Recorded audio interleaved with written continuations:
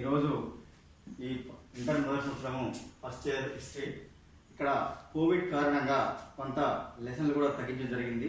Intermediate board విద్యామండలి రాష్ట్ర ప్రభుత్వం ప్రకారం కొంత మేరకు కొన్ని చాప్టర్లు కూడా కుదించడం జరిగింది. మనకు మొదటగా ఇక్కడ ఫస్ట్ ఇయర్లో చాప్టర్ చూసుకుంటే మొదటిది చరిత్ర భౌగోళిక పరిస్థితులు అనేది మనకు ముఖ్యమైన అంశాలు. ఈ చరిత్ర ఈ భౌగోళిక అంశాలు అంటే చరిత్ర కారణాలు ఏంటి, వాటి విశ్లేషించేది ఎలా ఉంటుంది, అసలు పరిణామ క్రమాలు ఎలా ఉన్నాయి, అసలు చరిత్ర అంటే ఏంటి, చరిత్రలో వివిధ అంశాలు ఎలా కొనసాగుతున్న సంబంధం మనకు తెలియజేసింది. భారతదేశ చరిత్ర తీసుకున్న, తెలంగాణ చరిత్ర తీసుకున్న కొన్ని కారణాలు కూడా ముఖ్యమైన ఇంపార్టెంట్ ఉంటుంది. అసలు చరిత్రకు ముఖ్య కారణాలు ఏంటి? ఈ చరిత్రకు ముఖ్య కారణాలు చరిత్ర సామాజిక శాస్త్రాలకు తల్లి వంటిది. చరిత్ర సామాజిక శాస్త్రాలకు తల్లి వంటిది. ముఖ్యంగా ఇక్కడ రాజుల వంశాలు, రాజుల యొక్క జీవిత చరిత్రలు, రాజుల యొక్క కారణాలు, రాజుల యొక్క పరిపాలన ఏ విధంగా ఉంది, సమాజ పరిణామ క్రమంలో చరిత్ర ఎలా మారడైంది, ఎలా ఉపయోగపడింది, ముఖ్యంగా ఈ చరిత్ర తెలిసింది. వాటి యొక్క పరిస్థితులు చూసుకున్నట్లయితే మనకు ముఖ్యంగా అన్ని అంశాలు సమగ్రంగా కనిపిస్తున్నాయి అన్నమాట. లక్షల సంవత్సరాల కింద గత చిహ్నాలు తెలుసుకోవడమే చరిత్ర యొక్క ఆచారాలుగా మనం చెప్పవచ్చు. ఈ చరిత్ర గణన చూసుకున్నట్లయితే ముఖ్యంగా దాని యొక్క పరిణామ క్రమాలు ఏ విధంగా ఉన్నది అంటే దరిదాపుగా అనేకటువంటి ప్రజలు గతంలో మానవులు ఎప్పుడు ఎక్కడ ఏ విధంగా సహజీవనం చేసిండ్రు, ఏ విధంగా సహచర్యగా కుటుంబ పరిపాలన చేసిండ్రు, ఏ విధంగా చరిత్ర తెలియజేసినట్టు మొత్తానికి మనకు తెలియజేసినట్టు. అసలుకి చరిత్ర అంటే ఏంది, దానికి ముఖ్యమైనటువంటి కారణాలు ఉన్నాయి.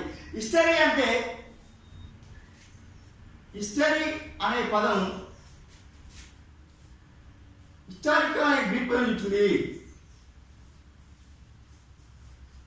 అనే గ్రీక్ పదం నుంచి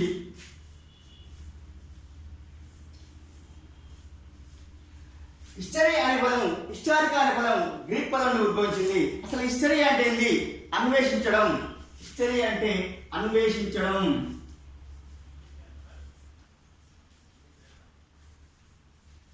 లేదా శోధించడం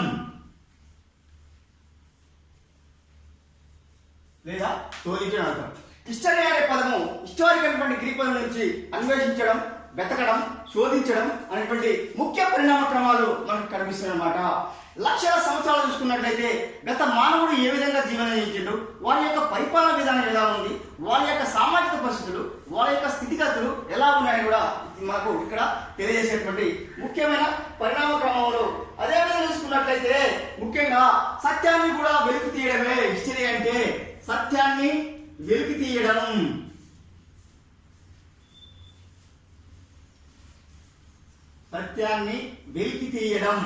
హిస్టరీ అంటే అన్వేషించడం, శోధించడం, సత్యాన్ని వెలికితేనటువంటి పదాలు కూడా మనకు ముఖ్యంగా కనిపిస్తున్న సందర్భాలు ఇక్కడ తెలియజేస్తుంది హిస్టరీ అనే పదానికి.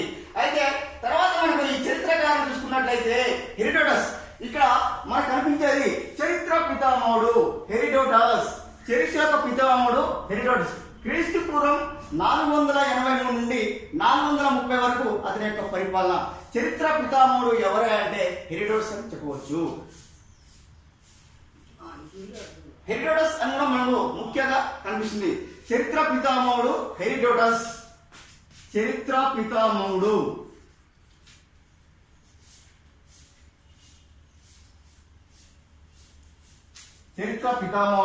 హెరోడోటస్ అని చెప్పవచ్చు. హెరోడోటస్ ముఖ్యంగా చెప్తారు అనమాట.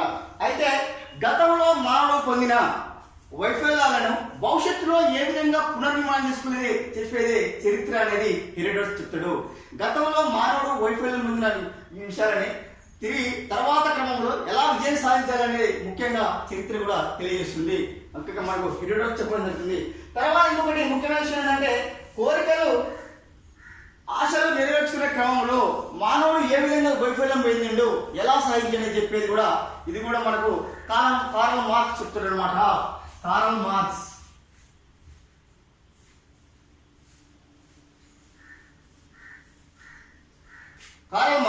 మానవుడు కోరికలు, ఆశలు నెరవేర్చుకునే క్రమంలో మానవుడు చేసే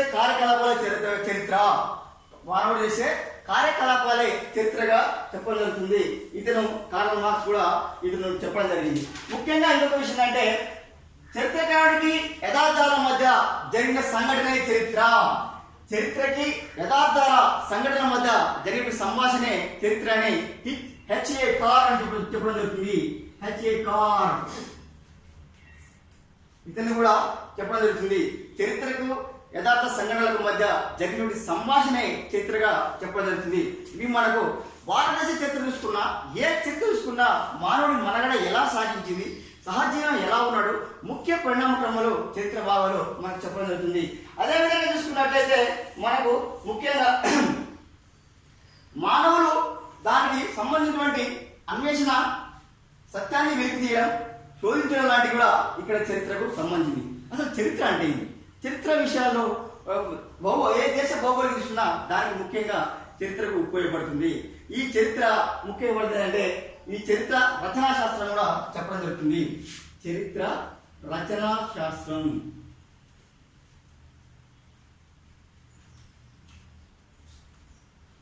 చరిత్ర రచనా శాస్త్రం. చరిత్ర రచనా శాస్త్రం అంటే ఏంది? ముఖ్యంగా ఈ చరిత్ర రచనా శాస్త్రానికి చరిత్ర రచన గురించి తెలిపేదే, చరిత్ర రచన గురించి తెలిపే శాస్త్రమే చరిత్ర రచనా శాస్త్రము. చరిత్ర రచనా శాస్త్రం అంటే చరిత్ర రచన గురించి తెలియజేసేదే ఈ రచనా శాస్త్రంలో ఉపయోగపడుతుంది. ఈ చరిత్ర ఎలా ఉండాలి అంటే సమాజంలో జరిగిన మార్పులు, భౌతిక విషయాలు, సమాజ కుటుంబ విషయాలు, ఒక రాజుల యొక్క జీవితాలు ఎలా ఉన్నాయి, సత్యాన్ని వెలికి తీసి నిజ నిజాలు నిర్ధారణ చేసి వాటి యొక్క జీవిత చరిత్రను ఉన్నది ఉన్నట్టుగా రాసి రచన చేయాలి. అంటే రాజుల యొక్క అదృష్టాలు, దురదృష్టాలు, ఓటములు, తర్వాత వారి యొక్క పరిపాలన విభాగాలు, వారి యొక్క నిజమైన సన్నివేశాలు వివరించి రాసేటువంటి దాన్ని చరిత్ర రచనా శాస్త్రం అని చెప్పవచ్చు. ఎందుకంటే ఇది భారతదేశంలో ఎంతో మంది చరిత్రకారులు నివసించినటువంటి రాజులు, వారి యొక్క కాలంలో సంబంధించినటువంటి సంఘటనలు, యథార్థ సంఘటనలు, వారి యొక్క పరిపాలన విధానాలు, సామాజిక, ఆర్థిక, రాజకీయ విషయాలు కూడా తెలియజేసేది రాసేటువంటి చరిత్రే మనము దీన్ని చరిత్ర రచనా శాస్త్రంగా చెప్పుకోవచ్చు. ఇంకొకటి ఏంటంటే దాంట్లో చరిత్ర పరిధి కూడా మనం చెప్పవచ్చు. చరిత్ర పరిధి,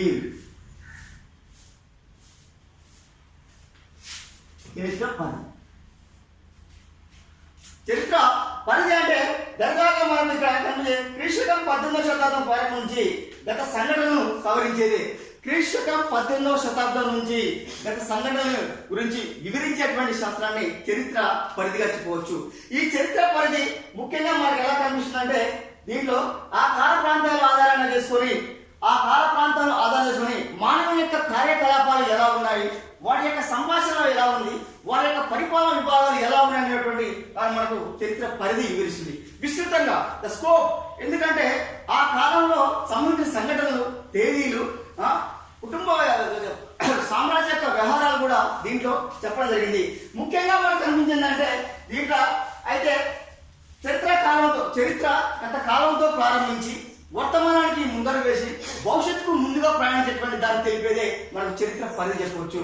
వర్తమానానికి, ప్రస్తుత కాలానికి, భవిష్యత్ కాలానికి పునాదులు వేస్తూ చూసేటువంటి దాన్ని చరిత్ర పరిధిగా చెప్పవచ్చు. దీన్ని స్కోప్ అని మనం వివరించవచ్చు.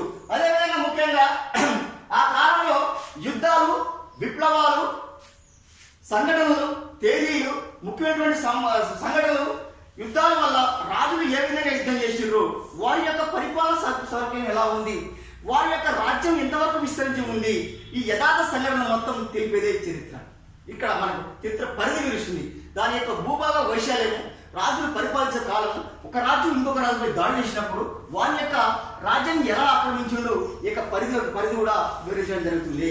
అదేవిధంగా మనం చూసుకున్నట్లయితే ముఖ్యంగా వారి యొక్క మార్గదర్శకాలు, జీవితాలు, జీవిత సత్యాలు, సామాజిక పరిస్థితులు, ఆర్థిక పరిస్థితులు, తర్వాత వారి యొక్క భౌగోళిక పరిస్థితులు ఎలా ఉన్నాయన్నది ముఖ్యంగా ఈ చరిత్ర పరిధిలో తెలియజేస్తుంది. దీన్ని చరిత్ర పరిధి కూడా మనం చెప్పడం జరుగుతుంది.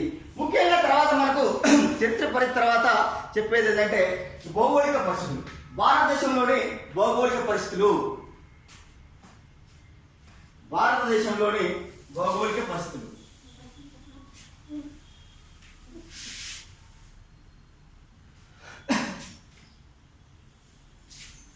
భారతదేశంలోని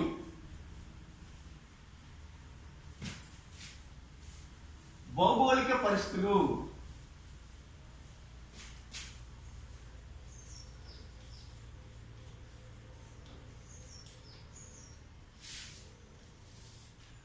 భారతదేశంలోని భౌగోళిక పరిస్థితులు. అంటే చరిత్రకు భౌగోళ విజ్ఞానానికి అత్యంత సన్నిహిత సంబంధం ఉంది. చరిత్రకు భౌగోళిక పరిస్థితులకు అత్యంత సన్నిహిత సంబంధం ఉంది. మనం ఏ దేశ చరిత్ర చూసుకున్నా, ఏ దేశం యొక్క పరిపాలన చేసినా ఆ దేశం యొక్క చరిత్ర ముఖ్యంగా మనకు ఇంపార్టెంట్.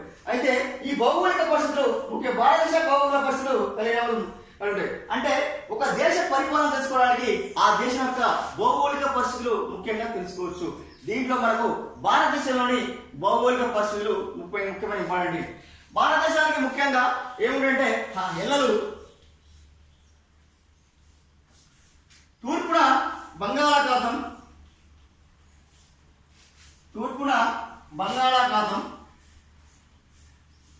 పశ్చిమాన అరేబియా సముద్రం,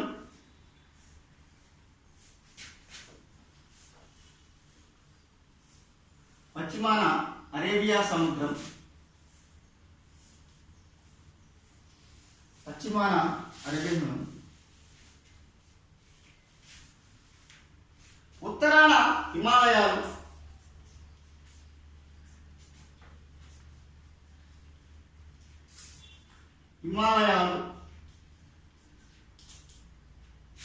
దక్షిణాన హిందూ మహాసముద్రం,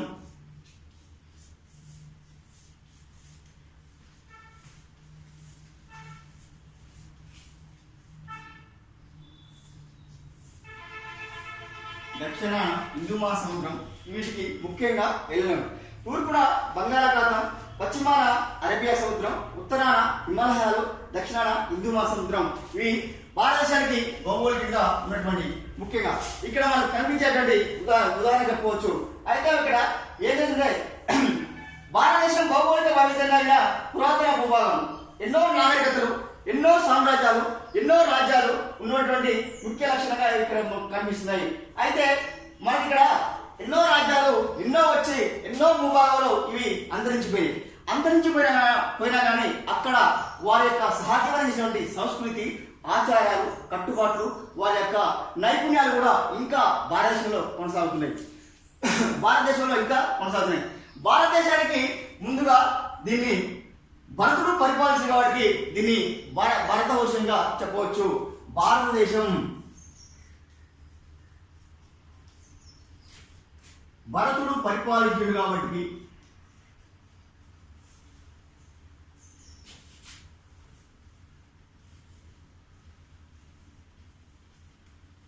భారతదేశానికి భరతుడు పరిపాలించడానికి దానికి భారతదేశాన్ని పేరు రావడం జరిగింది. అదేవిధంగా మనకు ఇంకా ముఖ్యంగా ఏంటంటే ప్రాచీన కాలంలో భరతవర్షంగా పిలిచేవారు. భరతుని సంతతి అని భారతదేశాన్ని పురాణాల్లో భరతుని సంతతి ఉండడం వల్లనే దీనికి భారతదేశాన్ని భరతుడు పరిపాలించడం వల్ల దీనికి భారతదేశానికి పేరు రావడం జరిగింది. ముఖ్యంగా ఇక్కడ దీన్ని జంబూ ద్వీపం కూడా పిలవడం జరిగింది. భారతదేశాన్ని జంబూ ద్వీపముగా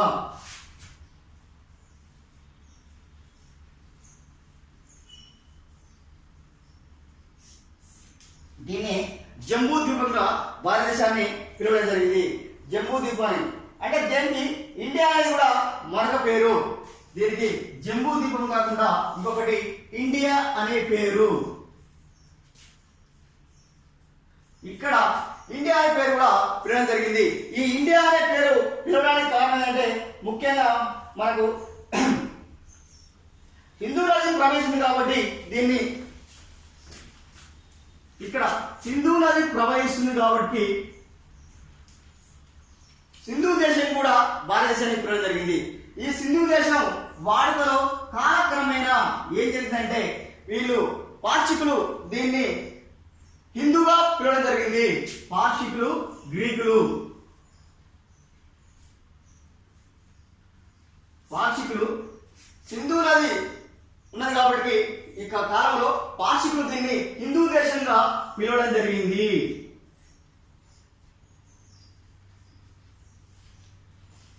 ఉచ్చరణలో వారి యొక్క ఆచారపు అలవాట్లలో ఉచ్చరణలో సింధు నది ఉండడం వల్ల కాలక్రమేణా పార్షికులు దాన్ని హిందూ దేశంగా పిలవడం జరిగింది. ఈ హిందూ దేశంగా పిలిచిన తర్వాత ముఖ్యంగా ఇంకొకటి ఏంటంటే గ్రీకులు కూడా దీన్ని గ్రీకు ఉచ్చారణలో ఇండుగా మారిపోయింది. గ్రీకులు కూడా దీన్ని వారి యొక్క ఉచ్చారణలో తేడాతో కాలక్రమేణా ఇండుగా మారిపోయింది. ఇండుగా కాలక్రమేణా దీన్ని ఇండియా అని కూడా పిలవడం జరిగింది. ఇదే విధంగా ఇండియాకే పిలిచిన తర్వాత కాలక్రమేణా వీళ్ళు ఎప్పుడైతే సామ్రాజ్యానికి తురుష్కులు కాకుండా మిగతా ముస్లిం పాలకులు వచ్చిన తర్వాత ముఖ్యంగా దీన్ని భారతదేశాన్ని హిందుస్థాన్ గా పిలవడం జరిగింది.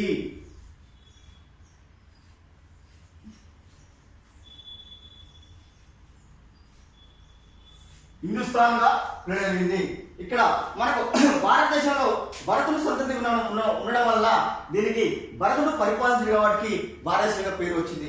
కాలక్రమేణా దీన్ని జంబూ ద్వీపంగా తర్వాత ఇండియా కూడా పిలవడం జరిగింది. ముఖ్యంగా పార్షికులు సింధు నది ప్రవహిస్తున్న ఉండడం వల్ల అక్కడ కాలక్రమేణా వాళ్ళ ఉచ్చారణలో తేడా వచ్చి చివరికి పార్షికులు హిందూ దేశంగా భారతదేశాన్ని పిలవడం జరిగింది. తర్వాత పరిణామ క్రమంలో గ్రీకులు ఎప్పుడైతే ఇండియాకు రావడం జరిగిందో వాళ్ళు కూడా ఇక్కడ దీని ముందు సింధు నది ప్రవేశించిన ఇండ్ అని పిలవడం జరిగింది. ఆ ఇండ్ చివరికి ఏం జరిగింది అంటే ఇండియా మారిపోయి దాన్ని హిందుస్థాన్ కూడా పిలవడం జరిగింది. ఈ ముఖ్య యొక్క ఈ లక్ష్యాలుగా భారతదేశంలోని భౌగోళిక పరిస్థితుల్లో భారతదేశం ఎలా వచ్చింది, దానికి భారతదేశానికి పేరు ఎలా ఉన్నది అనేది మనకు తెలియజేసింది. ముఖ్యంగా ఇంకొకటి దీని యొక్క ఎల్లలు చూసుకున్నట్లయితే తూర్పున బంగాళాఖాతం, పశ్చిమాన అరేబియా సముద్రం, ఉత్తరాన హిమాలయాలు, దక్షిణాన హిందూ మహాసముద్రం వీటికి భారతదేశానికి ముఖ్యమైనటువంటి ఎల్లలుగా మనం చెప్పవచ్చు. అదేవిధంగా భారత ఉపఖండానికి భౌగోళిక పరిస్థితులు సహజ రక్షణగా కల్పిస్తున్నాయి. భారత ఉపఖండానికి భౌగోళిక రక్షణలకు సహజ రక్షణగా కల్పిస్తున్నాయి. ఈ భౌగోళిక రక్షణ ఎలా ఉన్నాయంటే ముఖ్యంగా మనకు చూసుకున్నట్లయితే ఉత్తరాన హిమాలయాల పరిశ్రమ, తూర్పు వైపున బంగాళాఖాతం, ఉత్తరాన మనకు హిమాలయాలు, తూర్పున బంగాళాఖాతం ఉంది. ఈ హిమాలయాలు దరిదాపుగా ముఖ్యంగా భారతదేశానికి హిమాలయాలు అద్భుతమైనటువంటి పెట్టని కోటగడలో ఉండి సహజ రక్షణగా అద్భుతంగా ఏర్పడి ఇక్కడ మనకు ఎంతో రక్షాత్మకంగా ఉపయోగపడుతుంది. ఎందుకంటే హిమాలయాలు ఉత్తరాన దరిదాపుగా ఇవి 2000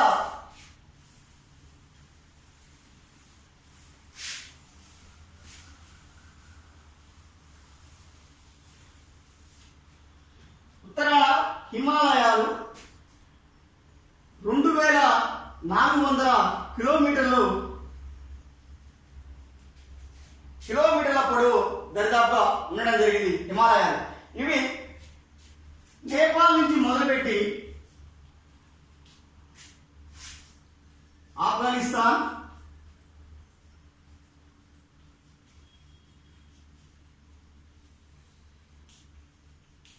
నేపాల్, బర్మా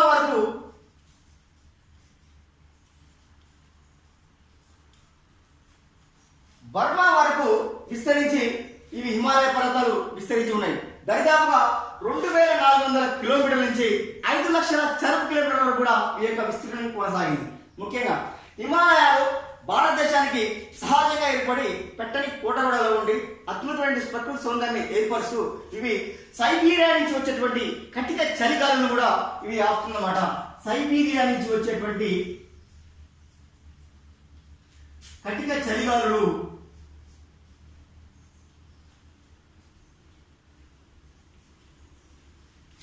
చలిగాలులు కూడా అవి అడ్డుకొని భారతదేశాన్ని ప్రకృతి సౌందర్యంగా అద్భుతమైన శీతోష్ణ స్థితిని ఏర్పరుస్తుంది.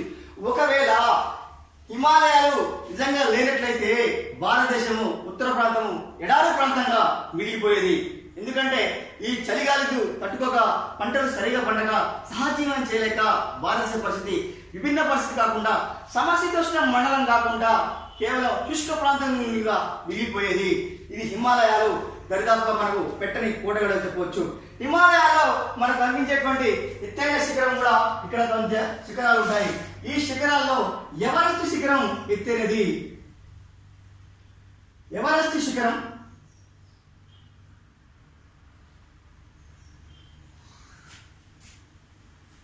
కాంచనగంగా,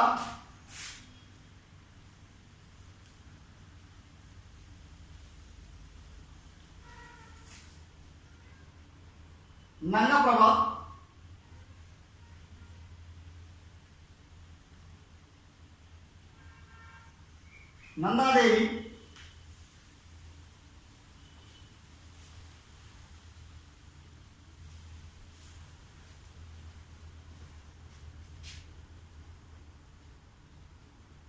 తర్వాత దీని ముఖ్యంగా ఎవరెస్ట్ శిఖరాన్ని గౌరీ శంకర్ కూడా పిలవడం జరుగుతుంది.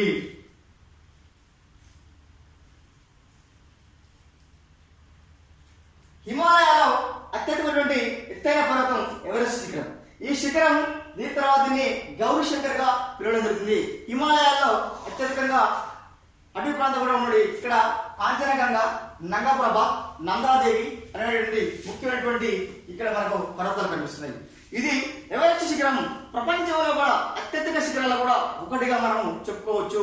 ఇది మనకు హిమాలయ పర్వతాల్లో ఉన్నటువంటి అద్భుతమైనటువంటి సహజంగా ఏర్పడినటువంటి పర్వతాలుగా మనం చెప్పుకోవచ్చు.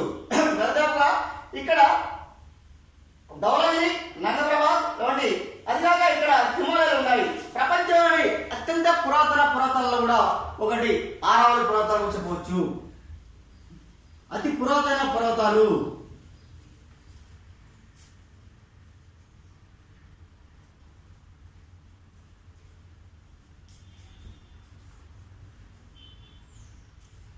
ఆరావళి పర్వతాలు.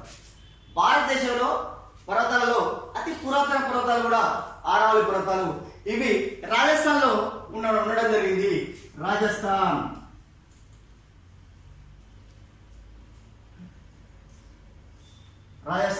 ఆరావళి పర్వతాలు ఇవి కూడా సహజ సిద్ధమైనటువంటి ఏర్పడడం జరిగింది. ముఖ్యంగా మనకు కనిపించే దేశంలో భారతదేశంలో కూడా ఇప్పుడు అతి పురాతన పర్వతాలు ఆరావళి పర్వతాలు రాజస్థాన్ లో ఉండడం జరిగింది. ముఖ్యంగా భారతదేశానికి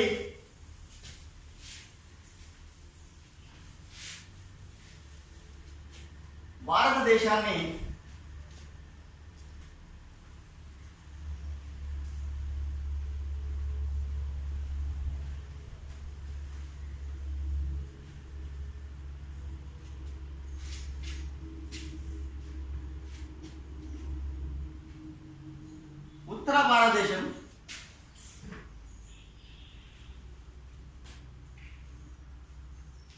దక్షిణ భారతదేశం. ఇక్కడ ఉత్తర భారతదేశం, దక్షిణ భారతదేశం అనేటువంటి మనకు ఉన్నమాట. అయితే ఇక్కడ కనిపించేది ఏంటంటే ముఖ్యంగా దేశంలోని పీఠభూములు మాల్వా పీఠభూమి, చోటా నాగపూర్ పీఠభూమి పీఠభూములు.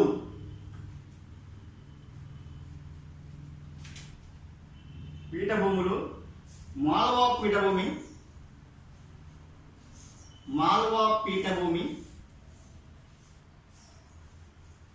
చోటా నాగపూర్,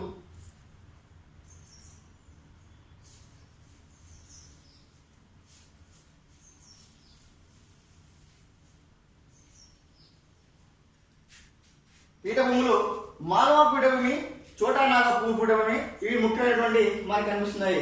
అయితే ఇక్కడ మాల్వా పీఠభూమి, చోటా నాగపూర్ పీఠభూమి, దక్కన్ పీఠభూమి కూడా ఇక్కడ పిలవచ్చు. దక్కన్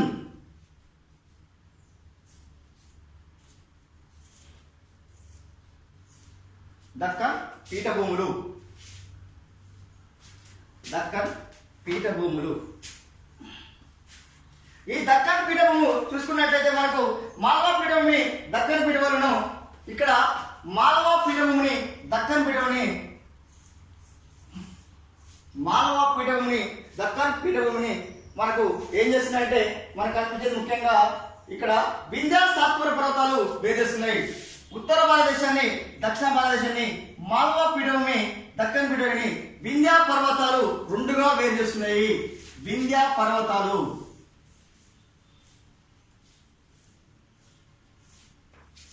ఉత్తర భారతదేశాన్ని, దక్షిణ భారతదేశాన్ని చూసుకున్నట్లయితే ముఖ్యంగా మనకు ఇక్కడ పీఠభూములలో మాల్వా పీఠభూమి, చోటా నాగపూర్ పీఠభూమి, దక్కన్ పీఠభూమి ఈ రెండు కలిసి వింధ్య పర్వతాలు ఉత్తర భారతదేశాన్ని రెండుగా, దక్షిణ భారతదేశానికి విడదీసిన వింధ్య పర్వతాలు రెండుగా విడదీస్తున్నాయట.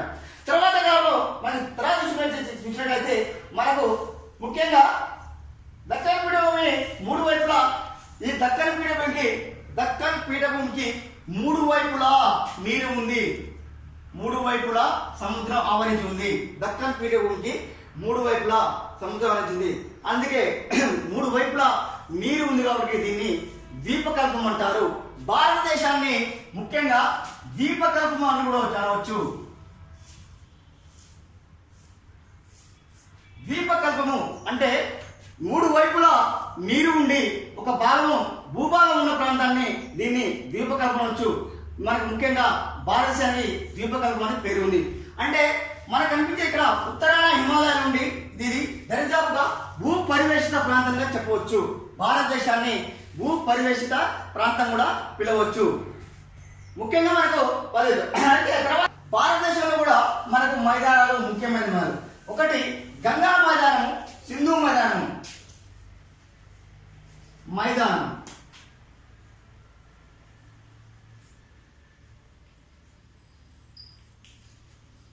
గంగా మైదానం, సింధు మైదానం. గంగా ముఖ్యంగా మనకు గంగా, సింధు ఇవి అతి సారవంతమైనటువంటి గంగా. ఇది హిమాలయాలో వీటి గంగా నది, సింధు నది. గంగా సింధు నది హిమాలయాలు జన్మించి అతి సారవంతమైనటువంటి ఒండ్రు మట్టి తీసుకొచ్చి అద్భుతంగా మైదానాన్ని ఏర్పరుస్తుంది గంగా నది. గంగా నది మనకు ఇక్కడ టిబెట్ లోని గంగోత్రిలో జన్మిస్తుంది. మానస సరోవరం గంగా నది టిబెట్ లోని మానస సరోవరం వద్ద గంగోత్రి జన్మించి ఇది దిగువ ప్రయాణించి ఇక్కడ దరిదాపుగా ఉత్తరప్రదేశ్, బిహార్ తర్వాత దిగువన ప్రయాణించి ఇన్ని రాష్ట్రాలు కొట్టుకొని ఇది బంగాళాఖాతం ఇక్కడ కలుస్తుందంటే మనకు హిందూ మహాసముద్రంలో కలిసినట్టు బాగా చెప్పవచ్చు. మానస సరోవరాల పుట్టి ఏం చేస్తుంటే ఇక్కడ దీనికి గంగా నది ఉపనదులు యమున, గండక్, చంబల్ నది ముఖ్యమైనటువంటి. గంగా నదికి ఉపనది యమునా నది, గండక్ నది, చంబల్ నది ఇవి ముఖ్యంగా మనం చెప్పవచ్చు. తర్వాత మనకు అలహాబాద్ వద్ద ఇది అలక్నంద, భగీరథ నదులు కలుపుకొని గంగాగా మారిపోతుంది. అలహాబాద్ వద్ద త్రివేణి సంఘాన్ని ఏర్పరుస్తుంది. త్రివేణి సంఘం.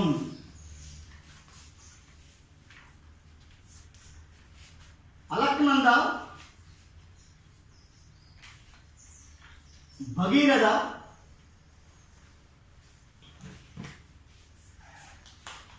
అలహాబాద్ వద్ద ఇది ఏం చేస్తుందంటే ఇక్కడ గంగా నది, యమున, గండక్, చంబల్ ఉపనదులు త్రివేణి సంఘాన్ని ఏర్పరచుకొని అలక్నంద, భగీరథ రెండింటిని కలుపుకొని చివరికి ఇది ప్రయాణించి ఇది బంగ్లాదేశ్లో ప్రవహిస్తుంది. బంగ్లాదేశ్లో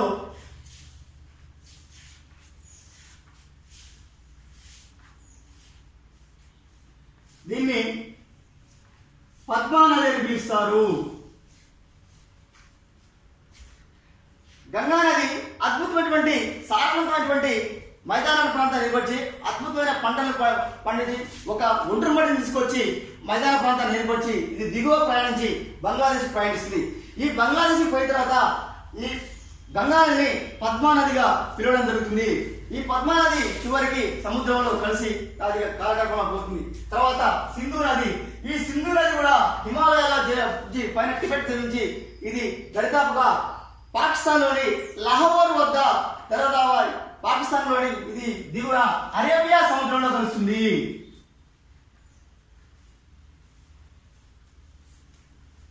దరిదాపుగా సింధు నది ఎక్కువగా మన దగ్గర భారతదేశంలో పైన జన్మించి నదులలో జన్మించి చివరికి ఇది పాకిస్తాన్లో దిగువ ప్రయాణించి సముద్రంలో కలుస్తుంది. ముఖ్య లక్షణంగా చెప్పవచ్చు. మనకు తర్వాత చూసుకున్నట్లయితే ఇంకొకటి ముఖ్య పరిణామ క్రమంలో అదేవిధంగా దక్షిణ భారతదేశంలో ముఖ్యమైన నదులలో మనకు కృష్ణ, గోదావరి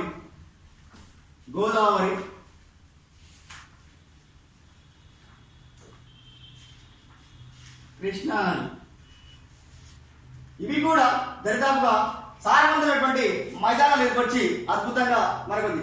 గోదావరి మహారాష్ట్రలోని నాసికా త్రయంబకం వద్ద జన్మిస్తుంది. నాసికా త్రయంబకం